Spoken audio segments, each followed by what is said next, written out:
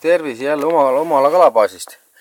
Et mis ma tahtsin siin näidata, on siuke pisikene nipu või väike leiutis, kuidas teha käepärastest või siis soodsatest vahenditest võimalikult universaalset kinnitust sellele SP200 kaeloodiandurile.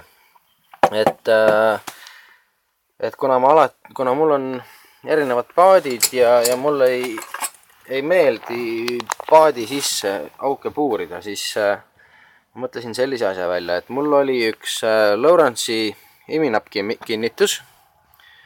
Siis mul vaatasin, et mõõdu poolest ta siia sobib. Ma puurisin 6,5 millimeetrise puuriga, puurisin siit külje pealt augu läbi, panin 40 millimeetrise roostavaba poldi sealt läbi ja kui ma tahan näiteks iminapaga kas kajaki või kanuu või kuskile paadi ahtrisse panna, siis ma panen siit lihtsalt iminapp kinnitusega, läheb ilusti külge. Kui ma tahan kuskile mujale panna, võtan iminapp kinnituse ära, näiteks kui mul on siuke torujupp kodus, mingi vana, mis iganes asi, eks ole, et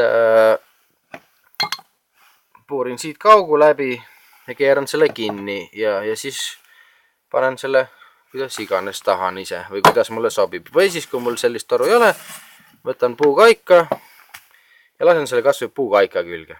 Kelle asi see on, kuidas mul ta kinni on, aga oluline, et ta ilusti näitab.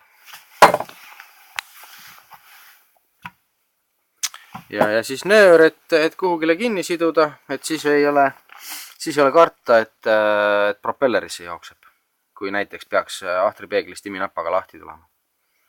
Et selline väike, et ma loodan, et teile on annab häid mõtteid sellest, kuidas teha asju soodsalt ja nii, et nad töötavad ilma liigseid kulusid tekitamata endale. Aitäh!